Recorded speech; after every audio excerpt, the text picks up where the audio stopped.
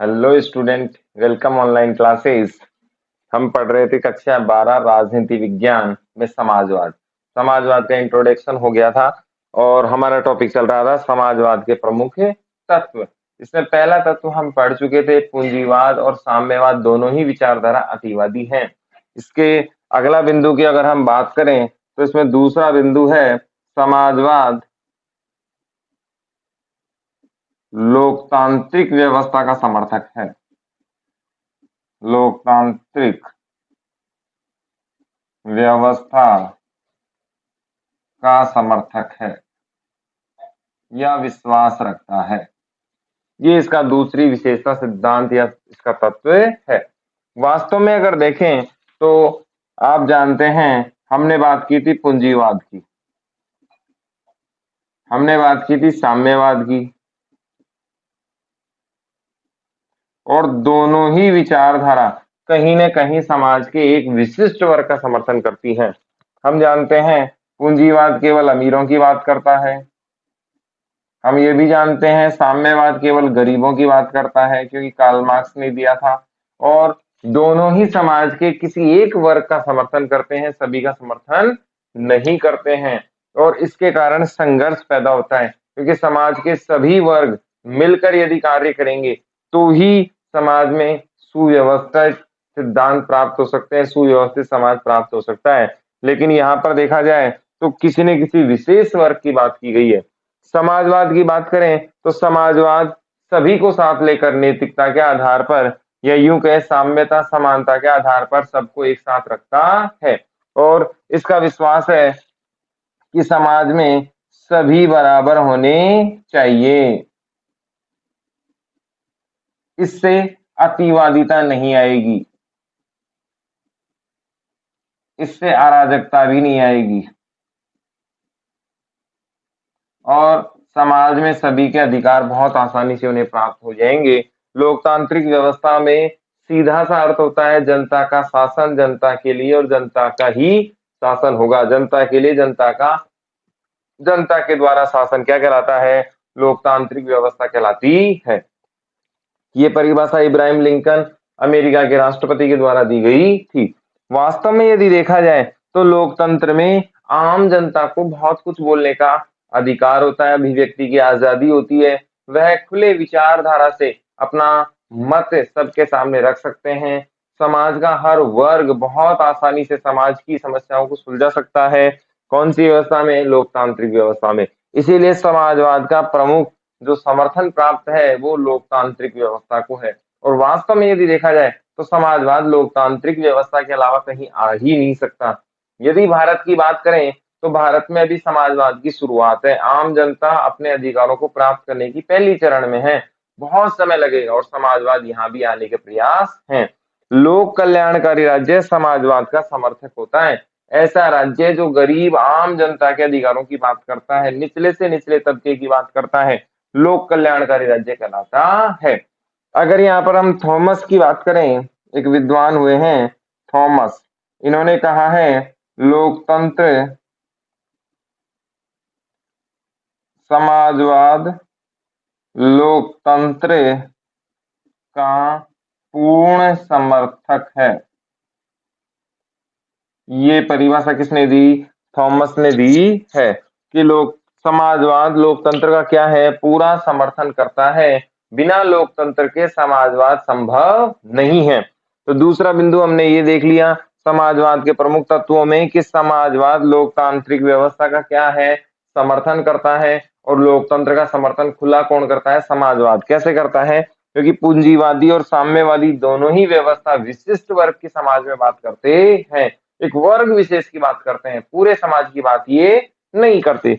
लेकिन समाजवाद सभी को बराबर, समाज साम्यता समानता, चाहे वो सामाजिक दृष्टि से और चाहे वो आर्थिक दृष्टि से, चाहे वो राजनीतिक दृष्टि से, सबको बराबर लाना चाहता है, जिससे अतिवादिता अराजकता हिंसा नहीं आएगी और समाज में सब बराबर हो जाएंगे।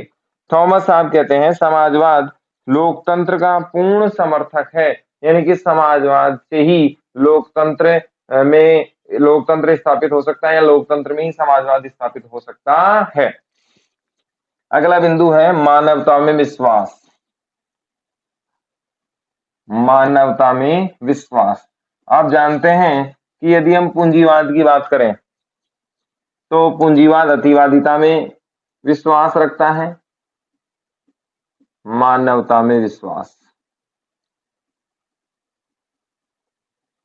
यहां हम देखें तो पूंजीवाद और साम्यवाद दोनों ही मानव को आर्थिक प्राणी मानते हैं। यह एक प्रकार से वस्तु भी कहा जा सकता है। पूंजीवाद और साम्यवाद दोनों ही मनुष्य को आर्थिक प्राणी मानते हैं। इनके अनुसार मनुष्य कितने भागों में बटा हुआ है? दो, एक गरीब और एक अमीर। और आर्थिक व्यवस्थाओं के लिए निरंतर संघर्ष समाज में पाया जाता है। निम्न वर्ग और उच्च वर्ग में जो एक खाई बनी हुई है, उसके संघर्ष के लिए, उसको प्राप्ति के लिए, उस खाई को मिटाने के लिए क्रांति होगी, हिंसा होगी और छीन कर लेंगे। ये सारे सिद्धांत पूंजीवाद साम्यवाद के हैं। हम जानते हैं पूंजीवाद में अमीरों का समर्थन था, साम्यवाद में गरीबों का समर्थन था।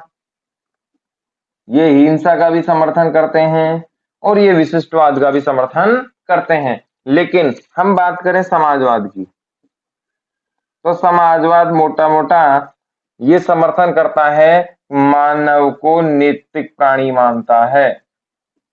ये क्या मानता है? मानव को नैतिक प्राणी मानता है। मोरल इसका जो है मोटो वो है कि ह्यूमन क्या है? एक मॉरल मानव है, एक मॉरलता पर ये विश्वास करता है। अब नैतिकता क्या होती है? ऐसे विचार या ऐसे सिद्धांत जिसमें अंतरात्मा के आधार पर समाज के अनुसार कार्य संभव हो, नैतिकता कहलाती है। समाज के सिद्धांत जो हमने बना रखे हैं, समाज की जो पॉलिसी बना रखी है, समाज के जो नियम बना रखे हैं, उन्हें हम अंतरात्मा के आधार पर जो हमें सही लगे उसे समर्थन करें, क्या कहलाती है? नैतिकता कहलाती है। तो दूसरा बिंदु है मानवता में विश्वास। और मानवता में विश्वास में हमने देख लिया कि पूंजीवाद और साम्यवादी दोनों ही व्यवस्थाएं मानव को आर्थिक प्राणी मानता है, जबकि समाजवाद मानव को क्या मानता है? नैतिक प्राणी मानता। इसमें अगला बिंदु है आध्यात्मिक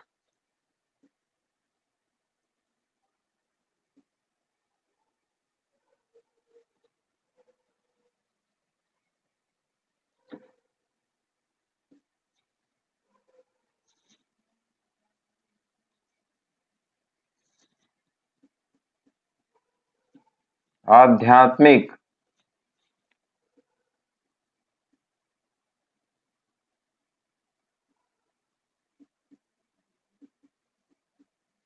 नैतिक मूल्यों का समर्थन। इसमें अगला बिंदु है आध्यात्मिक नैतिक मूल्यों का समर्थन। समाजवादी मानते हैं, समाजवादी मानते हैं कि समाजवाद का जो विचार आया है, समाजवाद का जो विचार आया है वो नैतिकता और धर्म के आधार पर है। कहां से आया है? या तो नैतिकता से आया है या धर्म के आधार पर आया है। और लगभग जितने भी विद्वान हैं उन्होंने समाजवाद का जो विचार लिया है वो कहां से लिया है? धर्म से ही लिया है। ऐसा कौन मानते हैं? समाजवादी मानते हैं। हम पढ़ रहे थे समाजवाद के प्रमुख तत्व। इसमें अगला बिंदु है आध्यात्मिकता। आध्यात्मिक नैतिक मूल्यों का समर्थन कौन करता है? समाजवाद। इसमें समाजवादी क्या कहते हैं कि समाजवाद का जो विचार आया है वो किस पर आधारित है? या तो नैतिकता पर आधारित है या धर्म पर आधारित है। वास्तव में अगर देखा जाए तो साम्यवाद की बात करें, पूंजीवाद की बात करें तो वो हिंसा पर आधारित है, विशिष्ट वर्ग के आधार पर आधारित है। लेकिन ये नैतिकता, धर्म और धर्म सबको समान रखता है। यहाँ अगर हम धर्म की बात करें तो धर्म वो नहीं है जो कर्मकांड सिखाए या दिखावा करे या समाज में बांटने का काम करे। ये धर्म नहीं है। जबकि धर्म, इसका समाजवाद वाला धर्म क्या है? सभी को बिना भेदभाव, बिना भेदभाव समान रूप से आगे बढ़ाने का कार्य करे। क्या कहलाएगा? समाजवाद कहलाएगा। और नैतिक मूल्यों का समर्थन आध्यात्मिकता के आधार पर, धर्म के आधार पर इसीलिए समर्थन करता है क्योंकि इसने एक विशिष्ट नया विचार दे दिया कि पूंजीवाद साम्यवाद की तरह हम नहीं जाएंगे, हम समाज में धर्म को अपनाएंगे। लेकिन धर्म कौन सा?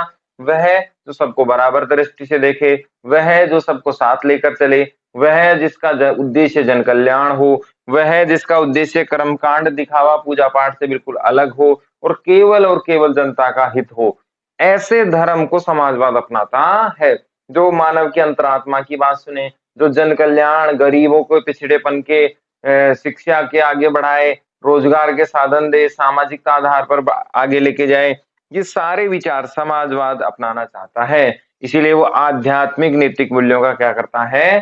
समर्थन। लेकिन वो आध्यात्मिक नैतिक मूल्य कैसे होंगे, ये हमने यहाँ देख लिया कि धर्म झूठ पाखंड वाला नहीं, कट्टरता वाला नहीं, दिखावा वाला नहीं, सर्वधर्म समभाव वाला धर्म होगा, जिसमें ना कोई जाति होगी, ना कोई विशिष्ट वर्ग होगा, ना कोई पूजा पाठ विशिष्ट होगी, सब समान होंगे, सबका कल्याण होगा और सबके लिए अच्छा सोचा जाएगा। इसमें अगला बिंदु है वर्ग संघर्ष का विरोध या कोताही। वर्ग संघर्ष का विरोध, वर्ग संघर्ष से कोताही, वर्ग संघर्ष से कोताही या विरोध, एक ही बात है। अब यहां पर एक बात और ध्यान रखनी है, वर्ग संघर्ष का सिद्धांत दिया था कार्ल मार्क्स ने, ये याद होना चाहिए। सवाल आता है वर्ग संघर्ष का सिद्धांत किसने दिया और ये सिद्धांत क्या था? तो सिद्धांत तो हम कार्ल मार्क्स वाले मार्क्सवाद में डिटेल से पढ़ लेंगे, मोटा मोटा यहाँ देखते हैं कि अगर वर्ग संघर्ष क्या है, दो समाज में मार्क्स ने कहा दो ही वर्ग पाए जाते हैं, एक अपर वर्ग और एक लोअर वर्ग। अपर वर्ग को हम अमीर से जानते हैं, लोअर वर्ग को पिछड़े से जानते हैं, गरीब से जानते हैं, और इन दोनों में आर्थिक आधार पर भेदभाव किया गया, बांटा गया, और इन दोनों में निरंतर संघर्ष पाया जाता है आर्थिक दृष्टि से। यही वर्ग संघर्ष का सिद्धांत है। किसने दिया था? कार्ल मार्क्स ने दिया था, जो जर्मनी के थे। इन्होंने कहा समाज में कितने वर्ग पाए जाते हैं? दो वर्ग पाए जाते हैं, और इनमें निरंतर क्या पाया जाता है? संघर्ष पाया जाता है आर्थिक दृष्टि से ज्यादा गैप होने के कारण। यही सिद्धांत क्या था? वर्ग संघर्ष का सिद्धांत है। समाजवादी क्या कहते हैं कि समाज में वर्ग संघर्ष नहीं होना चाहिए, और ये कहते हैं सब क्या होने चाहिए?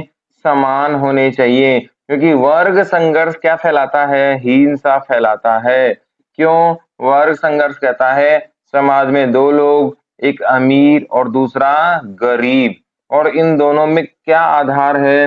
हिंसा का आधार है, और हिंसा कभी भी सही नहीं कही जा सकती, हिंसा उचित नहीं की जा सकती, और हिंसा कानून के अनुसार इसका समर्थन नहीं किया जा सकता, क्योंकि हिंसा समाज को बांटने का काम करती है, समाज के पिछड़ेपन का कारण है, समाज कभी भी इससे प्रोग्रेस नहीं कर सकता। इसलिए हिंसा किसी भी मात्रा में उचित नहीं ठहराई जा सकती। इसीलिए ये कहते हैं समाजवादी कि सबको समान होना चाहिए, सबको बिना हिंसा के होना चाहिए, सबको विकास की बात सोचनी चाहिए, ना कि वर्ग संघर्ष, क्योंकि वर्ग संघर्ष समाज के लिए सही चीज है ही नहीं, और वर्ग संघर्ष कहीं ना कहीं समाज को पिछड़ापन प्राप्त करवा देगा। इसीलिए वर्ग संघर्ष से दूर होना चाहिए और विधि के अनुसार जन कल्याण की भावना को अपनाना। इसके बाद अगला बिंदु है आर्थिक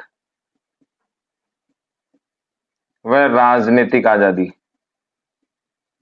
आर्थिक व राजनीतिक आजादी की हिमायत करना, वकालत करना, हिमायत करना, समर्थन करना, एक ही बात है। अगर हम आर्थिक राजनीतिक आजादी की बात करें तो आर्थिक आजादी की बात करता है साम्यवाद।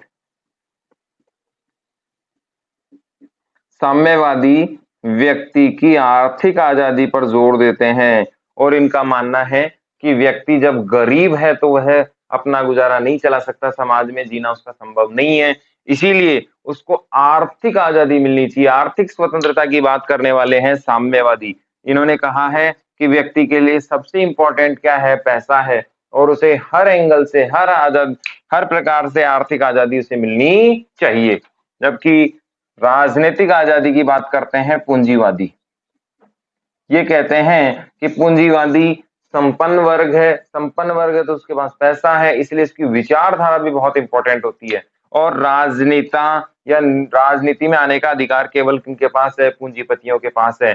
इसलिए समाज में राजनीतिक आजादी अगर किसी को मिलनी चाहिए तो वो किसी को मिलनी चाहिए, पूंजीपतियों को मिलनी चाहिए। ये कौन सी विचारधारा कहती है, पूंजीपति विचारधारा कहती है। आर्थिक आजादी की बात किसने की, साम्यवादियों ने कही। राजनीतिक आजादी की बात किसने कही, पूंजीपतियों ने कही, कि समाज में केवल राजनीतिक आजादी पूंजीपतियों को मिलनी चाहिए। हम पढ़ रहे हैं समाजवाद। समाजवाद सभी प्रकार की आजादी की बात करता है, सभी प्रकार की आजादी की बात करता है। समाजवाद कहता है राजनीतिक आजादी होनी चाहिए,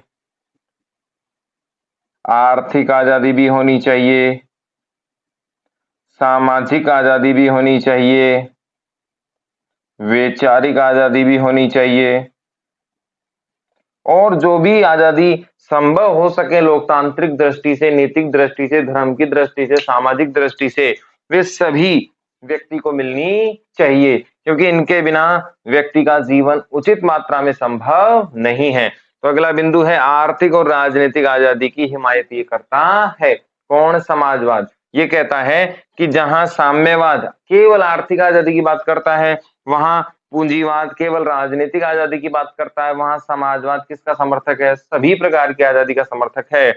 और वह कहता है कि व्यक्ति केवल राजनीतिक और आर्थिक आजादी से जीवन यापन नहीं कर सकता, व्यक्ति के लिए सभी प्रकार की आजादी संभव होनी चाहिए, तभी वह समाज में बहुत आसानी से जीवन यापन कर सकता है। अगला बिंदु है उत्पादन और वितरण प्रणाली लोकतांत्रिक आधार पर होनी चाहिए। अगला बिंदु है उत्पादन और वितरण का जो रूपरेखा है या पद्धति है या प्रणाली है, उसका जो वितरण होना चाहिए वो लोकतंत्र के आधार पर होना चाहिए। ये कह रहे हैं अगला बिंदु। क्या कह रहे हैं, उत्पादन और जो वितरण प्रणाली है वो लोकतांत्रिक दृष्टि से होनी चाहिए। हम समझते हैं उत्पादन का आधार होता है समाज। जैसे हम दो समाज की बात यहाँ पर हर एग्जाम्पल में कर रहे हैं, हर बिंदु में कर रहे हैं। पूंजीपति समाज बाजार मूलक होता है। एक एग्जाम्पल देखते हैं हम लोग। अगर हम पूंजीवाद की बात करें तो इसे हम खुली अर्थव्यवस्था भी कहते हैं, खुली अर्थव्यवस्था भी कहते हैं। इसे ही हम बाजार मूलक व्यवस्था भी कहते हैं। अब ये क्या होता है, पूंजीवाद का मोटा मोटा अर्थ अगर अपन देखें तो पूंजीवाद का अर्थ है कि ऐसी व्यवस्था जिसमें जिसके पास जितना पैसा है उतना पैसा लगाए, अपनी कीमतें तय करे और जितना चाहे लाभ कमा ले। क्या कहलाता है, पूंजीवाद कहलाता है। यहाँ पैसे वाला और अमीर तो क्या हो जाता है, और अमीर हो जाता है, गरीब क्या हो जाता है, और गरीब हो जाता है। इस व्यवस्था की ये विशेषता है। पूंजीवाद को खुली अर्थव्यवस्था भी कहते हैं, बाजार मूलक अर्थव्यवस्था भी कहते हैं, अर्थात बाजार में आप स्वतंत्र हैं, आपके नियम कानून बनाने वाला कोई नहीं है, आप जो चाहे उत्पादन कर सकते हैं। ऐसी व्यवस्था में अति बाजार होता है। यानी कि एग्जाम्पल के तौर पे देखें कि आप कोई चीज बना रहे हैं और वो चीज समाज के किसी काम की नहीं है, तो बहुत सारे लोग बाजार के ऐसे हो जाएंगे जो किसी काम की चीजें नहीं बना रहे, चाहे वो आम डेली यूजेज की चीजें महंगी ही क्यों ना हो जाए। लेकिन समाजवाद कहता है नहीं, सब उत्पादन पर सरकार का और समाज का दोनों का नियंत्रण होना चाहिए, जिससे आम चीजें महंगी ना हो।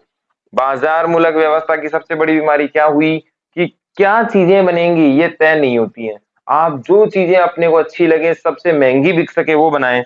उससे दिक्कत क्या आएगी, आम जरूरतों की चीजों को कहीं ना कहीं हम खो देंगे, और कोई जब बनाएगा ही नहीं तो वो चीजें बहुत ज्यादा महंगी हो जाएंगी, जिससे कहीं ना कहीं दिक्कतें आएगी।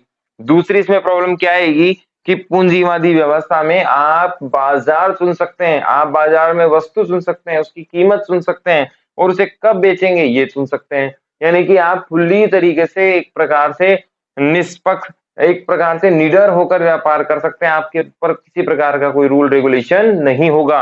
आप जो चाहें, जितनी मात्रा में चाहें, जैसे चाहें आप बेच सकते हैं। साम्यवाद की बात करें तो साम्यवाद बेसिकली क्या करता है कि सरकार का नियंत्रण होना चाहिए हर चीज पर, प्लेन से लेकर आल्पिन तक। अगर हम देखें, सबसे बड़ी चीज प्लेन और सबसे छोटी चीज आल्पिन, यहां से लेकर खाद बीज तक सरकार दे, यानी कि कंप्लीट नियंत्रण सरकार का होना चाहिए। इसमें विकास के मापदंड खो जाते हैं। कैसे? यहां पर अमीरों पर तो लगाया जाएगा नियंत्रण टैक्स के माध्यम से और गरीबों में बांटा जाएगा। ऐसी स्थिति में गरीबों को आगे बढ़ाने के प्रयास होंगे और गरीबों को आगे बढ़ाने में कहीं ना कहीं हम देखें विकास पीछे रह जाएगा और देश में गरीबी मिट ही नहीं पाएगी। गरीबी मिटाने का एकमात्र साधन क्या है? पूंजीवाद। साम्यवाद में कभी गरीबी नहीं मिटेगी, क्योंकि देश का जो अच्छा पैसा है, जो प्रोग्रेस दिला सकता है, वो तो किसके विकास में लग जाएगा? गरीबों के विकास में समानता लाने के चक्कर में सरकार भी पूरा फोकस कहां करेगी? गरीबों पे करेगी। आम जनता साम्यवाद में अपने आप को आगे बढ़ाने के प्रयास करेगी। सारे कार्य यदि सरकार करेगी तो कानूनी व्यवस्था बिगड़ जाएगी, बहुत सारा प्रेशर सरकार पे होगा। यानी कि आलपिन से लेकर प्लेन तक सारे काम समाज के सरकार के द्वारा होंगे। कौन सी व्यवस्था में? साम्यवाद व्यवस्था में। और ये व्यवस्था कहीं ना कहीं अमीरी के लिए, आर्थिक आजादी के लिए सही चीज नहीं है। दोनों उदाहरण हमने देख लिए।